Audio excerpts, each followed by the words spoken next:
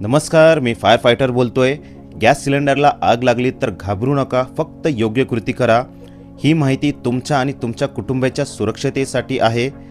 घरात आग दिसली तर सर्वात आधी काय करायचं? ताबडतोब मुख्य गॅस बटन बंद करा। जर शक्य असेल, आग मोठी असेल तर घरातला मुख्य इलेक्ट्रिक स्विच ऑफ करा। कोणालाही सिलेंडर जवळ जाऊ देऊ नका। सर्व लोकांना लगेच बाहेर काढा। घर, खोली, आसपासची जागा रिकामी करा। मुले आणि ज्येष्ठ नागरिकांना लांब सुरक्षित ठेवा आणि हो, बघत राहू नका, अंतर ठेवा। सिलेंडरवर पाणी फेकू नका, थेट पाणी फेकल्यास आग जास्त वाढते। फायर फायटर्स येईपर्यंत तुम्ही काहीही धोकादायक प्रयत्न करू नका। फायर ब्रिगेडला तात्काळ कॉल करा। कॉल करताना सांगा सिलेंडरला आग लागली आहे। पूर्ण पत्ता, लँडमार्क, घरात कोणी अडकले आहे का हे सांगा। सिलेंडर हलवू नका। गरम झालेला सिलेंडर हलवणे म्हणजे ब्लास्टचा धोका वाढणे।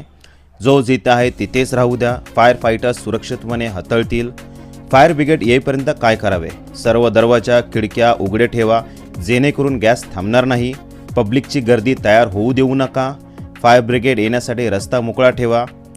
फायर फायटर आल्यावर काय करतील?